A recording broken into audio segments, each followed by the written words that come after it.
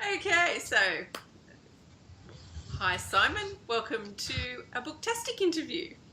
Hello, Diana. Yes, so you're also in Australia. Whereabouts are you right now? I'm actually in a beautiful place called Nelson Bay, which I've I heard of assume that. was which I assume was named in about 1805 when Nelson won the Battle of Trafalgar. That's what I'm thinking anyway. I don't know. Okay, so are you a bit of a history buff? Because I noticed that your books are set in, well, some of them are set in the past, in ancient Greece. Is that right? Ancient Actually, ancient Rome? Rome. Ancient Rome, Yeah, that's right, yes. yeah. I am a history buff. I've had the problem is, as we'll go into this a bit later, I'm sure, but the problem I've had is reading and writing all my life. Right, So So I've had to learn everything from documentaries. Luckily, I grew up in England with BBC, right. so endless documentaries on history, and I love history. I'm obsessed with history. Okay, and so why did you have problems with reading and writing? Did you have dyslexia or something similar? Yeah, dyslexia and ADHD, but Okay. they weren't diagnosed. I was born in 1955, so Mm. 10 years after the Second World War, um, at a time when every adult in Britain was post-traumatic distressed. Everybody was depressed, and it was a a no, and it was a generation that never discussed it, particularly in Right. England. Okay. It was shameful to be depressed. It was that akin to being mad. So nobody addressed the terrible trauma they'd been through from the Yeah. Second World War, and everybody in England, through the bombing, through the shortages, through the fear of invasion, everybody in England was traumatized. So I was born 10 years after, into that 10 years later. In fact, the rationing stopped the year I was born, 1955. Wow. Gee, that's a long time to have rationing after the war. Yeah, yeah, it was. And England was a very, I didn't know this until I studied history, of course, but I was born into a place that was really licking its wounds. I only mention that because I was born in the countryside. My father was quite a clever guy. He we were all East Enders, born to a working class family, and he moved out to the countryside after the war and set up his own businesses and did quite well. Oh, that's good. So it is. It was a good story. And I was sent to school at the age of 5 in a tiny little village in Hertfordshire. Hmm. And I mention that because the teachers there were in their 50s, so they were born at a time before the car. And their idea of education was, bless them, was rigid. It was Yep. the thrust. I couldn't read and write. I seemed bright in other ways, and I couldn't read and write. So they claimed that I was lazy and stupid. Oh no. Yeah, and they drummed it into me. And I believed them because I believed them because they took Oh. everything else they said was real. So, and when they said to my parents, "Your son is deliberately disruptive. He's lazy and stupid," they they punished me. They didn't defend me because they didn't know better. So at school, I just had to develop a persona, become a clown to deflect the suffering, That's as it awful. were. It was horrible. It was To, oh, don't cry, I'm not don't cry. crying, but it's just, yeah, it's But terrible. Yeah. it's awful, but it is the cornerstone of who I am and how I write. So it was a miserable 40 years. Mm. But now, looking back, it's a wonderful source of research and Okay. information. And That I can write pretty well any dysfunctional person I think we're all a bit but dysfunctional. first hand. Yeah. So, what got you into writing, considering you struggled so much with it? Okay. So the uh, the life I led, I left school at 15 with no qualifications, and I drifted through. I was terribly ashamed of my stupidity and laziness. I was really ashamed to let people see me write because it was horrible. I could vaguely read and I could write, but it wasn't something to be proud of. In fact, I was deeply ashamed of the way I was. So I went into the workforce as a labourer, I worked on roads. I was an airport loader for a while. I was a chef. I was, I did anything where I didn't need to write. And it turns out I'm quite bright. Now I know this. And you're not lazy because you've done a lot of jobs. Well, that's right. It was all, yeah. The message I was given was flawed. And today I would be diagnosed in a moment. Yeah. And I would have a computer with a spell check and software and teachers who know what to do. It was just a question of timing. That was all. It wasn't their fault. It wasn't anybody's fault. It was just a question of timing. They didn't know better. And I'm very sensitive, so I took it all to heart. My brother was a far more aggressive character. Yeah, but I just think anyone would take it to heart. It's how then you deal with that. Exactly. My brother chose sport and became aggressive, and is still to this day aggressive and defensive. I became a clown. So as you say, we all deal with it in different ways. And my way, because I'm sensitive, I'm deeply sensitive, I dealt with it in that way. Anyway, so as I drifted through these jobs, these one job to the next, I ended up in sales for some reason. I can't remember how. I think it's sort of kind of, it seemed like, well, you get a car, and I can talk, and I don't have to write, so that's good. So I became a salesman with Xerox, of all things, in the 70s in London.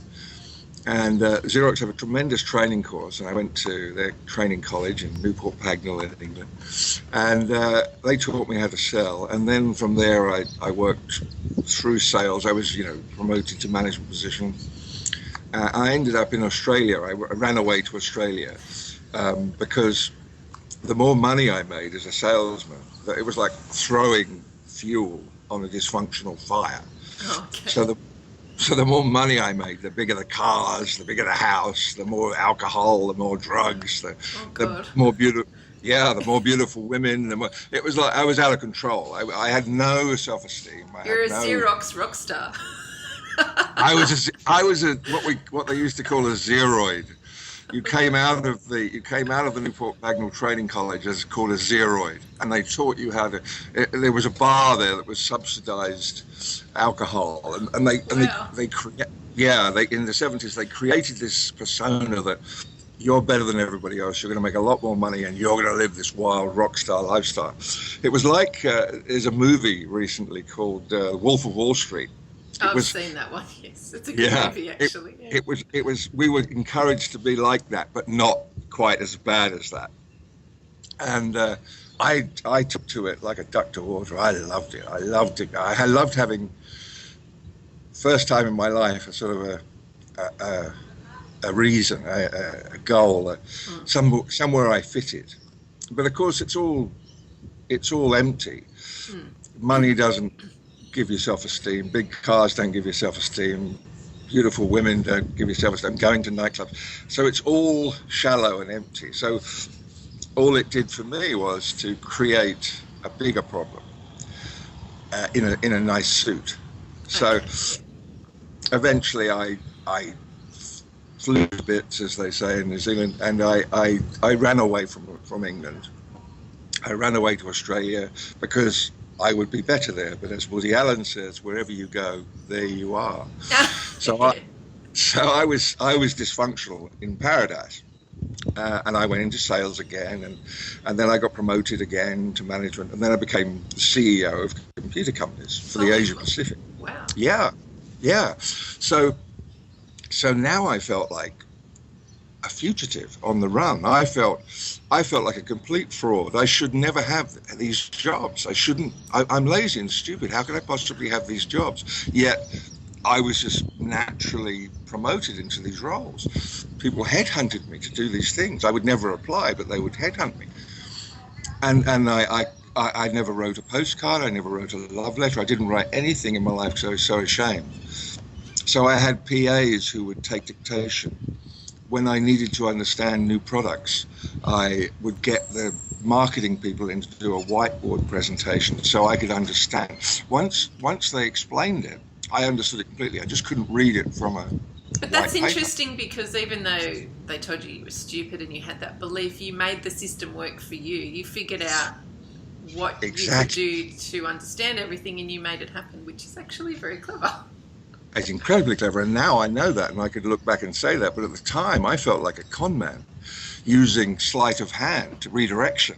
You know, like, I didn't say to them, "I can't read and write. Do a whiteboard presentation." I would say, "Look, guys, just show me." You know, like that sort of all the time inside thinking I'm going to get caught here. I'm a fraud. So I lived like a fugitive. And the more and more money I made, and I was in the communications business during the 80s and the early 90s, which is when the internet was coming through. So we were just money everywhere. So that just fueled the fire. Bigger cars, more women, more drugs, more alcohol, blah, blah, blah, blah, blah. Until eventually I just burned out. I couldn't sustain this thing. I was deeply unfulfilled. I was living a persona that I created at school, the clown. Still, I was still making people laugh, and never really. It was like waking up every morning and getting on stage. If you can imagine something as horrible as that, it's like stage fright. You know, like an actor would go on stage and be very nervous and then get into the role. That's every day I felt like that. And every day I had to go on stage and be this character. And you can imagine how stressful it was. Yeah. And eventually I broke down. I had a mental breakdown, and it was the best thing that ever happened to me. I really, really just fell apart, and I started seeing a shrink. I didn't want to. I didn't feel I needed it. This is crazy, but I was going out with a girlfriend that I loved at the moment at that time. And she was seeing a shrink, and she said that it was a good idea. So I did it, you know, just to please her. But it was the best thing I ever did. And my shrink, wonderful character. I think he's dead now, tragically. But he saved my life. There's no question I was on the road to destruction. You know, that sort of Billy Connolly's thing of, I was a comedian and I was expecting to die in a hail of drugs and alcohol until my wife saved me. And it was exactly that. I was on the road to a very bad. Do you think, or this is just a question for me, because you know you think about things like this sometimes. Do you think the drug and alcohol addiction for you was a way to escape reality, like to avoid the questions you had for yourself? Everything I did, every single thing I did was a way to escape reality. The personality I was, the character I was, the things I liked, the things I did were not me. I don't like rugby, and I played rugby. Can you imagine that? I hated rugby and I played it. Can you imagine anything more stupid? No. Because I wanted to fit in with those types of people. So you spent your whole life avoiding yourself. I spent my whole life, and the thing, you're absolutely right, but I didn't know it. Do you know what I mean? It was I wanted to be an alpha male, because alpha males, well, that's what Xerox talking about. Suicide is one of the biggest killers of young men and men in our society, and we go on about feminism, and I'm all for feminism, but the basics of feminism, which a lot of people miss, is equality. And men have set up this whole patriarchal system that doesn't just affect women in a negative way, it affects men as well. And they're caught up in it. And I think they're the silent sufferers of that society. I absolutely agree. I was heading that way. In fact, I did attempt a couple of times, but I wasn't clever enough to do it. But I was heading that way. There was no other course really. To me, I was either going to fix it or die. That was it. And you're right. A lot of young men are dealing with a lot of issues, and like sexuality, for instance. That's a very difficult one to deal with, and educational. Even now, I have 5 godkids around the world, and I am on them. Well, they're actually adults now, but when they were kids, I was on them, quizzing them about their teachers and how they wrote. And one of them was dyslexic, and it was undiagnosed, and he was going through a hard time, and I fixed it. Oh, I made sure that he wasn't going to go through the life I did. And it was a simple fix. It was just, all it was parents having the courage to acknowledge the fact that their kid had a mere mental glitch. Yeah. It wasn't a big deal. If you know how to treat it, it's not a big deal. And he's now married, a couple of kids, a very successful man. But he was on the road to becoming a clown. I could see it. I could see me in him. And I feel proud that I kind of reined that in and sort of. So I'm always very, very. When I talk to my friends' children, I'm always asking those questions about school and how do you feel and how, because even now if it's mild, it's not diagnosed. I still see kids that are being pulled apart because they can't spell, and that's dyslexia. That's all it is. But everybody will tell you it isn't. Do you know? Yeah. And so I'm very, very wary of it. And but anyway, I can't really complain now. I'm 62 now, I think, 62. And it informs everything I do. I mean, it informs my relationships, my friendships, my writing. Everything is predicated on this forgiving character I've become because of the suffering. So when did you start to write seriously, to think to yourself, well, this is a good way for me to explore the things I'm thinking about and enjoy my time? I did it because I went to I went to my shrink with I had to write a letter because I was in a business partnership and I had to write a letter. I had to. There was no other way around it. I didn't have a PA. It was a small business, organic food business, and I had to write a letter. So I wrote a letter and I took it to my shrink, who was incredibly kind, and he wouldn't judge me. And I showed him the letter and he said, "Oh, you're dyslexic." And I said, "No, I'm not dyslexic. I'm not dyslexic." And he said, "Why do you say that?" I said, "Well, I'm not. No, I'm not." And I gave him back everything that I had been told all my life. I'm not dyslexic. Dyslexia isn't that. It's this. It's that. Everybody has a description of dyslexia. And he convinced me. He had to really work hard to convince me I was dyslexic. And when he did, I just wept for the whole session. I just wept. Wow. It just fell out of me. It was extraordinary. It was like somebody forgiving me. It was weird. It was the strangest thing. It was you forgiving yourself. I guess it was. Yeah. And now looking back, it's pathetic. But at the time, it was the biggest thing in my life that had ever happened. It's not pathetic at all. I'm not religious and I'm not going to put my, beliefs on anybody else. But I think part of God, if you want to call it that, is yourself. So when you're saying God loves me or God forgives me, it's really you forgiving and loving yourself. So I think that was your moment. Yes, I did. I actually learned the meaning of forgiveness. And you're right. That was about the time I learned. I always, when I went to school, we went to assembly and there was a religious connotation. It said that God will forgive you. Jesus will forgive you if you do this. So I always thought, forgiveness was something somebody gave me. And it was only at this stage where I realized that forgiveness is me. I don't have to tell anybody I forgive them. I just forgive them and I forgive myself. So yes, you're right. It was a seminal moment. Anyway, I had loads of computers that had never been used at home because I ran computer companies. And every time I went there, they gave me a laptop or a computer. So I had all these computers and I went home and just thought I'll sit at the keyboard and start tapping. And I tapped. And this amazing story came out. And then the shrink diagnosed that I'm a natural writer, and writing is the way I can the only way I can truly express myself. Okay. Because when I sit down to write, I don't know what's going to come next. It just comes. It just falls out of me. Yeah. And when I stop writing, I stop thinking.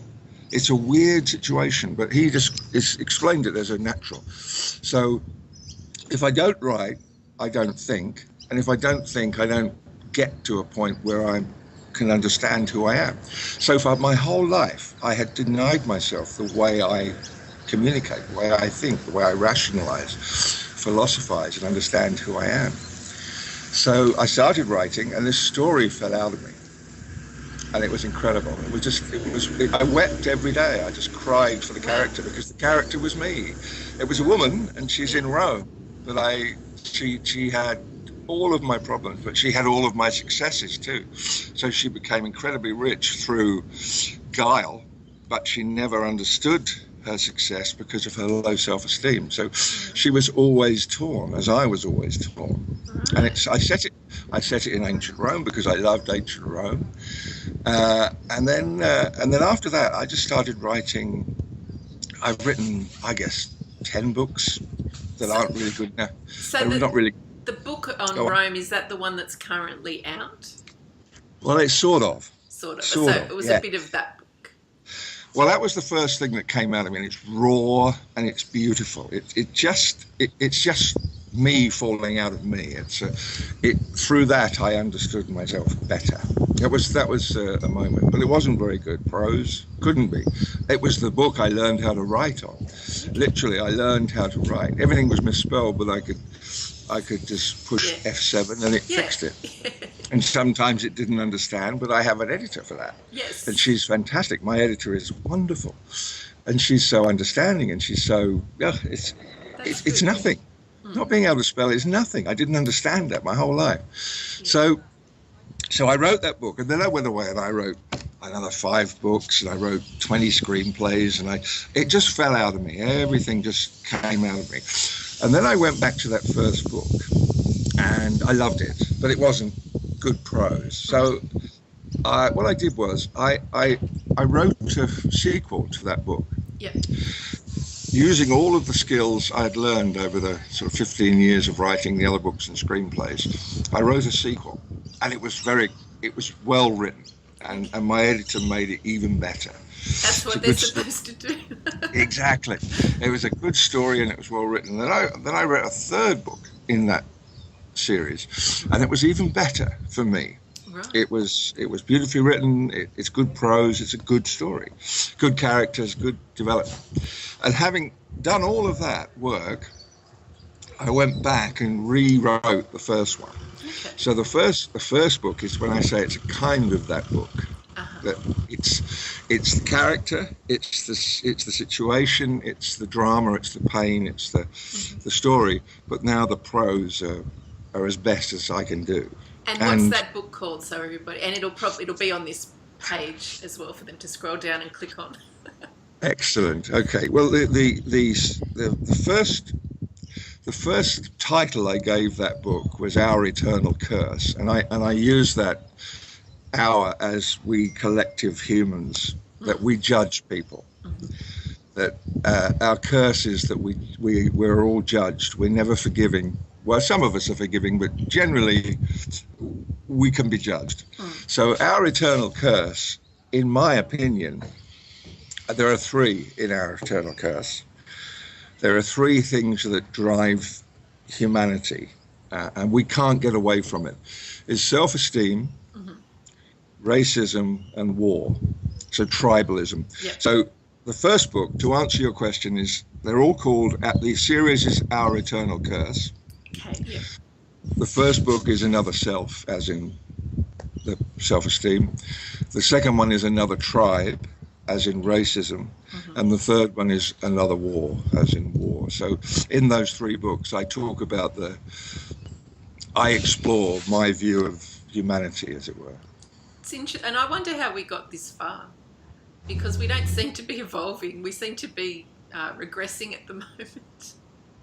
Well, I've become a bit of a philosopher, and I think the hard truth is, that I think you and many other people, we're we're very akin to global warming, and I'm a bit of a socialist, so I want other people to come through the system and the rest of it. But we're only able to do that because in our evolution, I don't know if you believe in as Vice President Pence believes that we're 5,000 years old, or if we're 2 million years of an evolution species. I happen to believe the latter.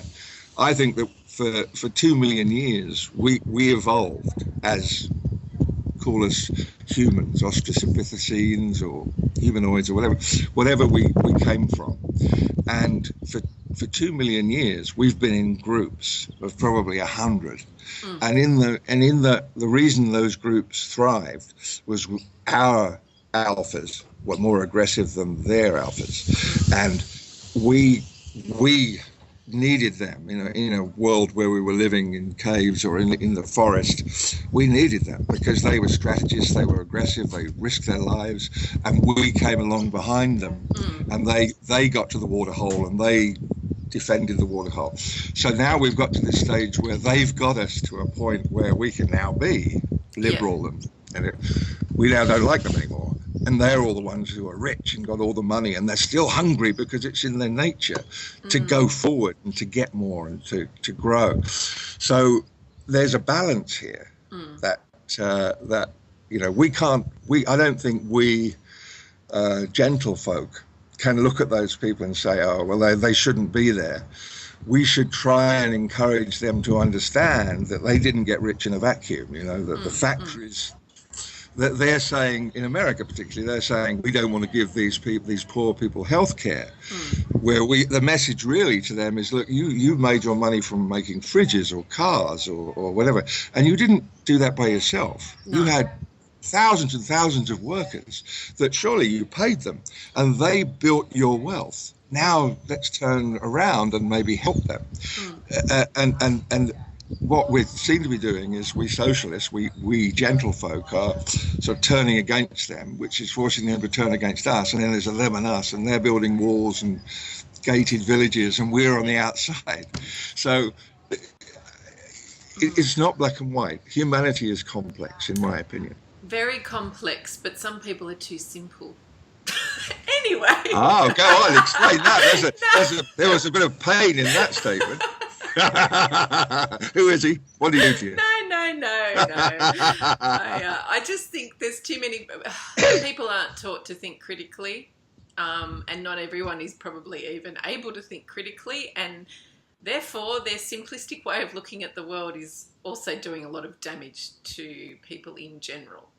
No problem. They blindly believe all these people the people that you were talking about that own all the fridge factories and the car factories and whatever else they own. And so I think books, to turn it back to books, a good way to help people think of things from another point of view, to see someone else's point of view, to become somebody else. Yes, I agree. That's what my writing is about. My writing, the character, it's coming from the character. It's the first. I've got some writing on the screen. What was that? Nothing important. Oh no, it's didn't come on my It's gone away now. Yeah, I write from the character's point of view. So the character's suffering is the lens by which the character sees Rome, the corruption of Rome. The second book is set as a woman who is a Native American from a very small tribe who is caught up in the South during the Civil War. Right. So she has to come to terms with coming from a primitive village environment to a world where white men and black men aren't equal, and she is inferior too. So through her eyes, she has to make sense of that society, and that's really, as the reader, I hope, as the reader reads that, will look at themselves and say, yeah, that's how I think, or that's how I feel, and maybe I do it for that reason or for this reason. And was, I won't say was it a conscious decision, because it probably was, but why did you write from a woman's point of view rather than a man's? That's a really good question. Do you know, it just happened. Okay. It happened. The day I sat down to write after my shrink's magic breakthrough, it just came out as a woman. I don't know why. I maybe it's my feminine side. Maybe Do you feel like you can relate to a woman because they're mostly not expected to succeed and they're mostly told to shut up and listen and do what they're told? maybe. I'm open to all suggestions. I would love you to. I'd love you to analyze me, but I felt. I don't know. Maybe it was a weakness in me. I felt that it was easier to write perceived weakness within a female character. Yeah. I haven't written her as bad writing of female. She's a very strong and intelligent and beautiful woman. And the reason for that is sort of at the end of the third book. It's a series that within a series. She's a very powerful, very, very clever, but she's got everything going for her but the way she sees herself, if you know what I mean. And I felt it was easier to write that in a woman. I agree, yeah, because the way she sees herself is constructed by other people more than the way a man sees himself, especially in those times. Yes.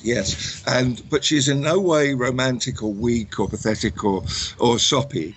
She's a real person dealing with a real low self-esteem that counters all of her cleverness, positive attributes. So as she grows to become the richest person in Rome, by guile and coincidence, and using events, and because she's very clever, but she doesn't understand it. She makes decisions that are incredibly clever, but thinks she's been lucky. Anybody could really have done this, and she gets to a position where she's the richest person in Rome and still believes she's worthless. And that was easy for me to write because that's how I felt. So I didn't write me, but I wrote a fictional character who went through my experience. Yeah.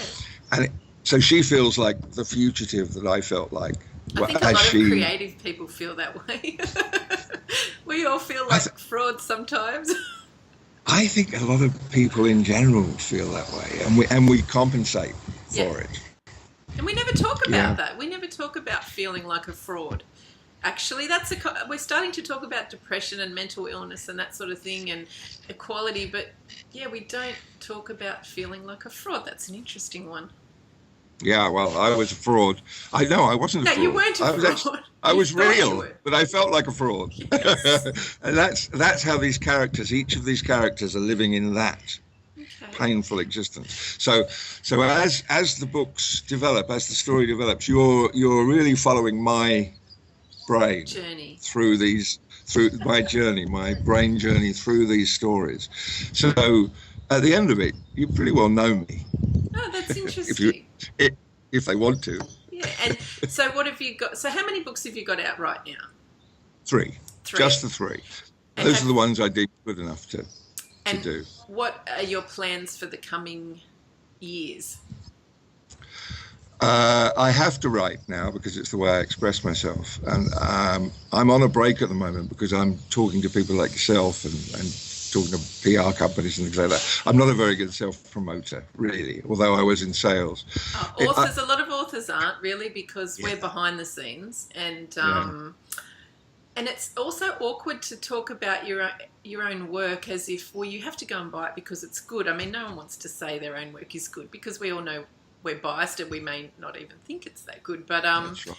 It's just basically talking about your work, and if people are interested, they'll go and grab it and you'll get used to it. Yeah, I know. And the thing is, I have read other, and I don't like to say this, and I'm sure you'll forgive me if I do say this, and I'm sure you've understood, you've experienced this. I have read other books on Amazon, self-published books, that are really quite terrible.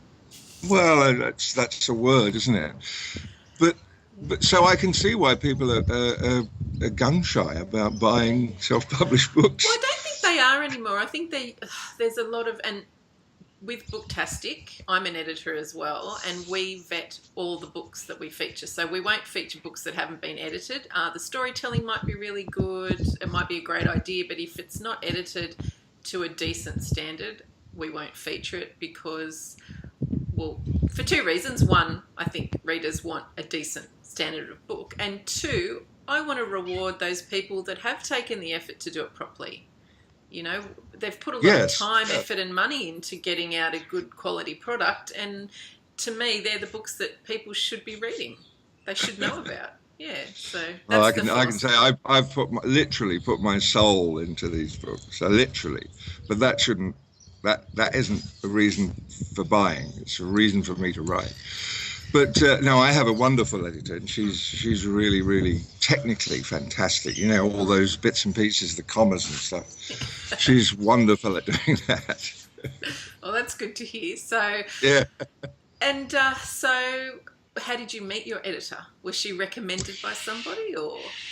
Exactly. Yes. A friend of mine is dating, I believe, still as of last week.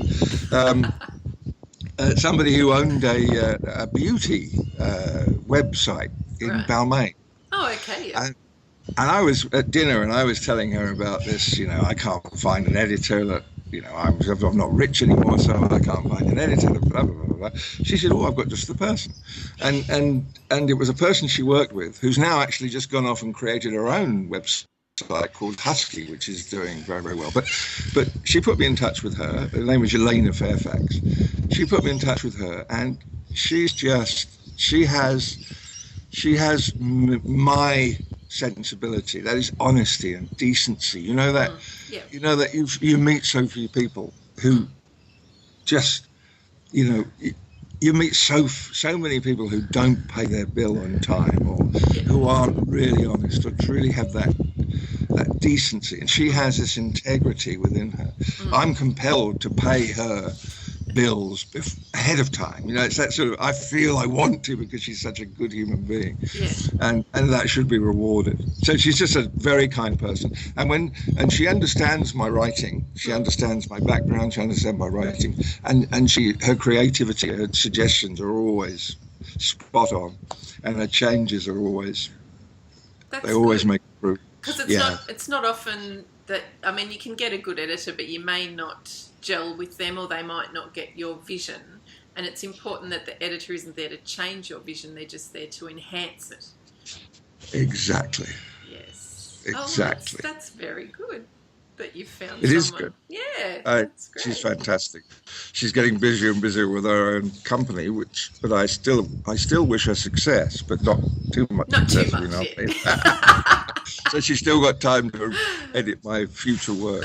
That's funny. But I think to answer your earlier question, what am I going to do now is I'm going to dredge through. You know, every real writer has a hard drive full of dross. That is to say, screenplays and short stories and books. Ideas and yes. Yeah, I once a girlfriend of mine, Anne. She likes romance novels. And years ago, I sat down and wrote her. I read a Mills and Boon, or I scanned the format of a Mills and Boon, and I wrote her a sort of a little short romance. But it was a fantastic story. It was a gift. I gave it as a birthday gift, and it was a fantastic story. And she says it should be published. So I'm going to go back and look at that 10 years later and see if there is not a Mills and Boon, but a better story. You know, if I can make the characters into more interesting story. And there are other documents on my hard drive, books, screenplays, that I can go back and I think you'd agree with this, and I think everybody that writes understands this. As you write, it's like woodwork. My father was a cabinet maker, and the more he worked with wood, at the end of his life, he was fantastic. And writing is that same sort of thing, a craft where the more you play with words, the better you become, and the finer it is. So with time, I can go back and rewrite those books the good stories that you set aside. Yeah, they're original ideas and they're fun stories. They're badly written, but I can go back and fix that. And going forward, I'm going to write more and more other stories. I know. I don't know what they are yet, but they will come. Right. And do you think you'll keep the historical element? I don't know. I really don't know. I've got a title in my mind. Yep. I've got a title in my mind and I've got an idea in my mind that may or may not work. But I don't know right then, because ideas seem to come every day. So, and it's not until I sit down and start tapping that the whole thing comes. I can have an idea now, but that's it. Yeah. But as soon as I start writing it, pages and pages and pages come out. So. Yes, and my other question, because we're coming near the end of the interview, are you on social media? I am. I'm on Facebook. Yep. Simon Rumney, and I'm also on Twitter. I was dragged kicking and screaming onto Twitter, and I still don't really know how it works, but I have a Simon, I think it's Simon _ Rumney, or Okay. I don't know. Yeah, I think. You think that's how Twitter we'll works. We'll put all those links at the end of the interview, and we will check them If you first. wouldn't. Thank you very much. And I've got a couple of videos on YouTube. An interview I did on a beach a while ago. Actually, there's one that's really fun. That while I was being interviewed, a pod of dolphins popped up. So the camera moves onto the dolphins. So that's even more interesting than my interview. Oh, it's a shame that before we started this interview, there were a couple of currawongs eating your muffin, weren't there? They were. I love animals, as you can imagine. Yes. I do too, actually. They're good value, yes. Particularly dogs. I love dogs. Do you have a dog? No, I can't because I live in a van. I'd love to have a dog. But what I do is I house sit for many friends around Australia who have dogs. So I have great relationships with many dogs that I catch up with. That could be another story idea. A guy who lives in a van and house sits. Well, I don't know. Keep going. Yeah. Well, you have to come up with the rest. I know. Once I start typing, it'll happen. Oh, dear. Well, thanks for joining us today, Simon. It's been really interesting. I really enjoyed talking to you. Yes, well... you know what you're doing. Yeah, well, I try. I believe I know what I'm doing, and, You're a very good interviewer. Oh, thank you. But, the female Parkinson, or is it? Oh, okay. Well, yes. No, who's the latest one? Graham Norton. You're the female Graham Norton. Does someone want to pay me to do it? Come on. Well, maybe it'll be out there. Maybe you'll get picked up. In the meantime, Booktastik is okay. Great. I'm really enjoying. I'm glad I'm going to be on Booktastik. I'm looking forward to it. No, well, thanks for joining us. It's been really great. And so if you want to pick up Simon's books, they're available at Amazon. Are they available on other retailers as well yet? Yes, I put them up. I think they're, I put them through one of those websites that puts them everywhere. So yes. iTunes and iTunes, is it, or yes, iBooks? Barnes and Noble as well. Barnes and Noble, Kobo, and all that. Yeah, excellent. all that stuff. Yes, so you can find Simon's books everywhere, and we will put links to those on the website as well. Excellent. Yeah, the best place, I think, the best place always is to buy Amazon, because the Amazon one you can get hard copy, like a paperback. Oh, a paperback as well. Yeah. They print them to order on a place called CreateSpace, yes. And they're really professionally done. So it's quite exciting. Yes. Well, and have you got copies of your own books? Did you order some? I did, but people wanted them, and I was always on the move, so I never. I'll